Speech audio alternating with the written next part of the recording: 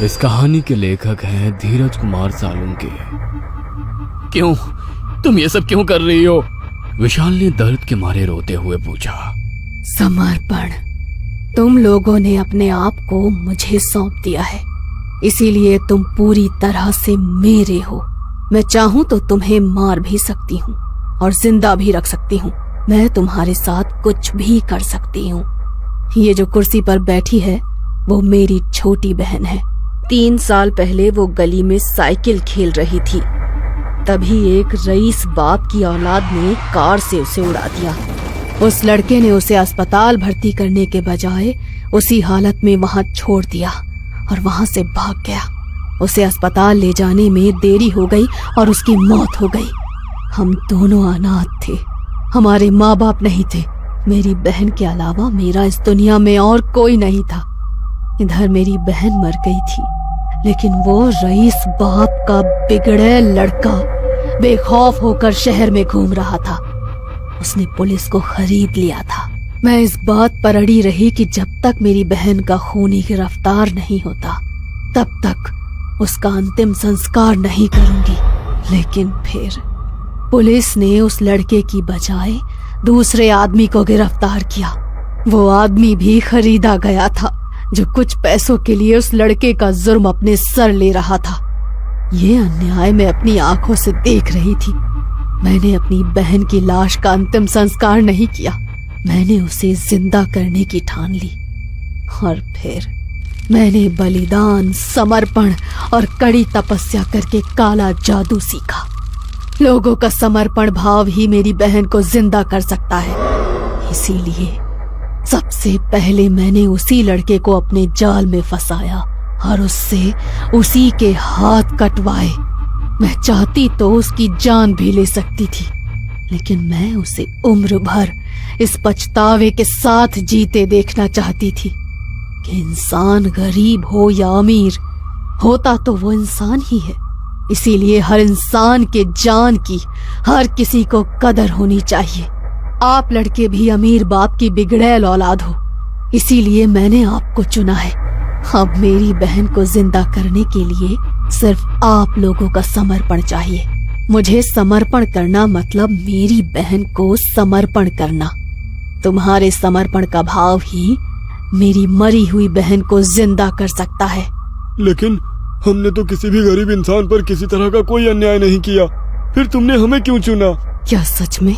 माँ कसम, मैं सच बोल रहा हूँ। टोनी ने अपनी गर्दन पर हाथ लगाकर कसम खाई। यह देख वो औरत गुस्सा हो गई और उसने टोनी की गुड़िया की चाकू से गर्दन काट डाली और इधर टोनी की गर्दन कट गई। उसके कटी गर्दन से खून के फवारे उड़ने लगे और वो फर्श पर गिरकर तड़पने लगा। यह देख आदर्श आंख फाड़कर उसकी तरफ देखने लगा। झूठ बोल रहा था। जिस माँ ने उसे जन्म दिया उसी की झूठी कसम खाई इसने। सच्चाई क्या है आदर्श? उस औरत ने आदर्श से पूछा। इस सवाल से आदर्श की रूह कांप उठी। हाँ, हमें अमीरी का घमंड है और हम चारों ने बहुत से गरीबों के साथ गरीबी का फायदा उठाया है और उनके साथ अन्याय किया है। आदर्श डर के मारे कांपते हुए बोला। विशाल, तुमने वैभव के साथ क्या किया था? वैभव उन चारों दोस्तों के क्लास में पढ़ने वाला एक छात्र था जो गरीब था और साइकिल से कॉलेज आता था। वो पढ़ाई में सबसे आगे था। इस बात की जलन इन चारों को होती थी। जब भी वैभव साइकिल से कॉलेज आता तो कार में कॉलेज आने वाले ये चारों उस पर हंसते, उसकी गरीबी का मजाक उड़ाते। एक बार टीचर ने मुझसे सवाल पूछा था, उसका जवाब मुझे नहीं पता था, पर उसका जवाब वैभव ने दिया। इस पर टीचर बोली, नालायक, सीखो कुछ वैभव से।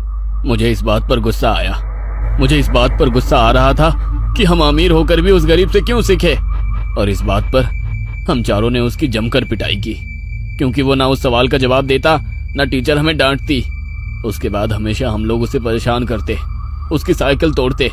विशाल बता ही रहा था कि तभी वो औरत बोली। इसके बाद क्या हुआ आदर्श? इसके बाद हम लोगों से तंग आकर वैभव ने कॉलेज की छत से कूदकर अपनी जान दे दी। हम लोग बुरी तरह से फंसे थे। वैभव के माँ बाप पुलिस से इंसाफ मांग रहे थे, लेकिन वैभव तो मर चुका था। हमें अपनी गलती का एहसास हो गया था और अगर हम लोग अपना गुनाह मान लेते तो कई सालों तक जेल में सड़ रहे होते। इसीलिए हमारे पापा ने सबको खरीद लिया और वैभव को इंसाफ नहीं मिला। यह सुनकर वो औरत मुस्कुराई और बोली, इसीलिए मैंने तुम चारों को चुना। मैं चाहती हूँ कि विशाल तुम मेरी बहन के नाम पर अपना पैर काटकर समर्पित कर दो और फिर मैं तुम्हें जाने दूंगी। यह सुन विशाल के एक बार फिर रोंगटे खड़े हो गए। वो अब उस औरत को ना भी नहीं कह सकता था। तो शुरू हो जाओ। उस औरत ने कहा, आदर्श जाओ किचन से चाकू ले आओ। विशाल लड़खड़ाते हुए बोला। वैसे आदर्श के डर के मारे रोंगटे खड़े हो गए। ना आदर्श आगे बोलने ही वाला था, लेकिन ना कहते ही चुप रह गया, क्योंकि उसने देखा था कि नहीं का मतलब मौत है। और फिर वो किचन में जाकर चाकू ले आया। उसने चाकू विशाल के हाथ में दे दिया। विशाल ने जोर जोर से अपनी सांसें अंदर बाहर की। आदर्श मेरा मुंह कपड़े से बांध दो, उसने आदर्श से कहा।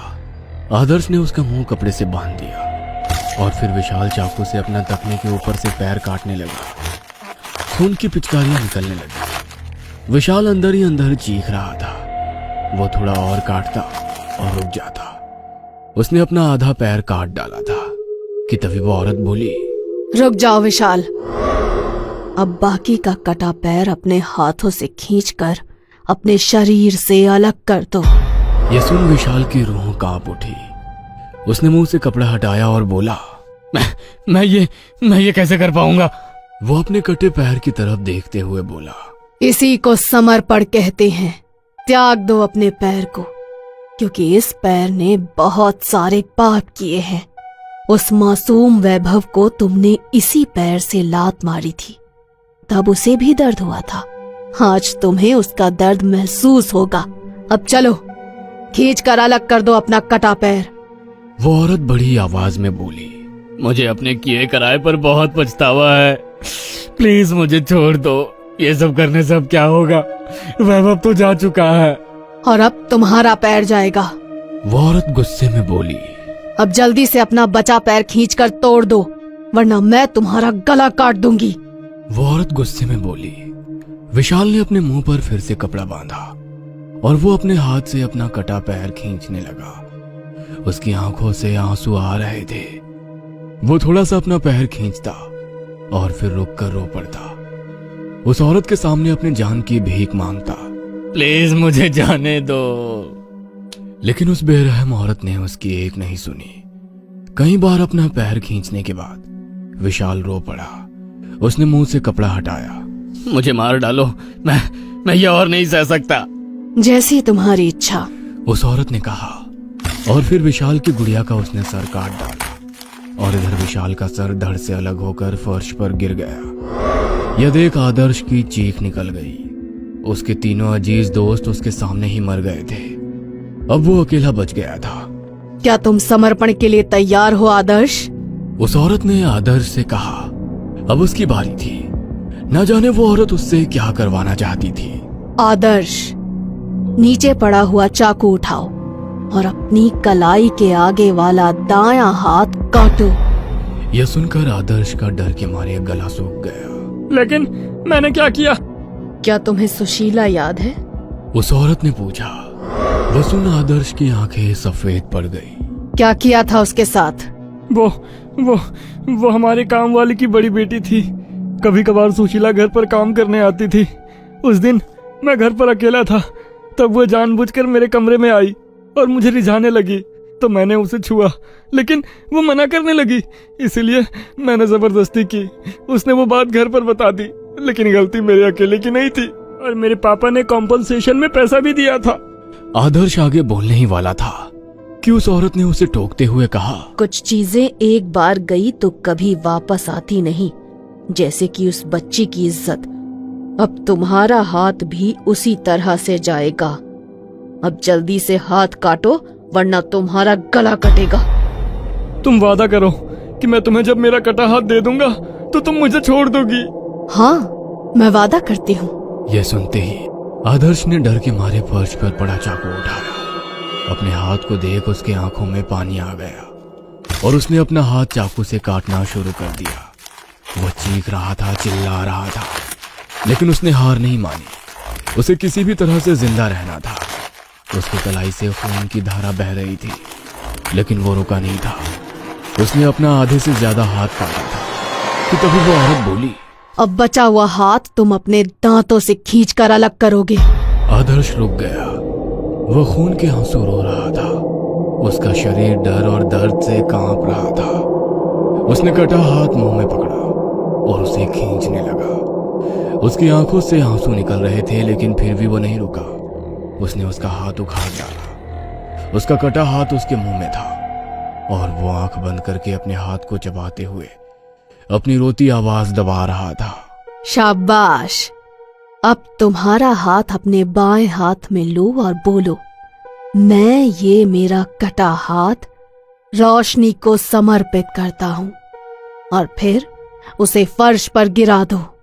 आदर्श ने अपना हाथ मुंह से दाईं हाथ में पकड़ा और बोला, मेरा कटा हाथ रोशनी को समर्पित करता हूँ। और फिर उसने अपना कटा हुआ हाथ बाईं हाथ से छुड़ा दिया। वो हाथ जैसे ही फर्श पर गिरा, वह गायब हो गया और उस औरत के सामने जल रहे अग्नि में जा गिरा। वह हाथ जलने लगा और कुर्सी पर जो लाश थी, उसके शरीर पर कुछ मांस चढ़ने लगा, जैसे वो लाश जिंदा शरीर में बदल रही थी।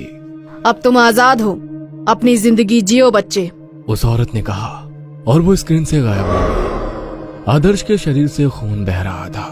उसकी आंखों के सामने अंधेरा छा रहा था।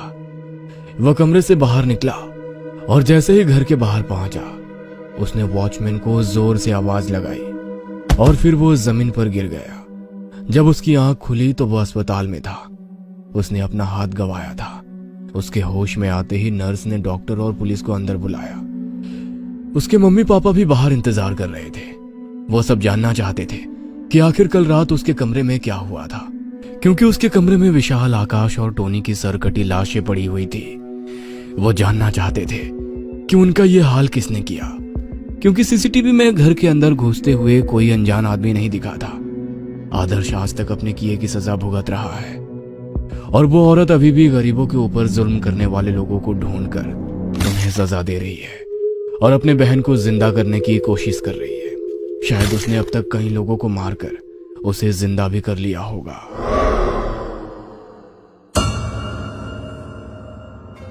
ये कहानी आपको अच्छी लगी हो तो हमें सब्सक्राइब करें, हमारा इंस्टाग्राम और फेसबुक पेज जरूर फॉलो करें। और हाँ दोस्तों, सब्सक्राइब करना भूलना मत।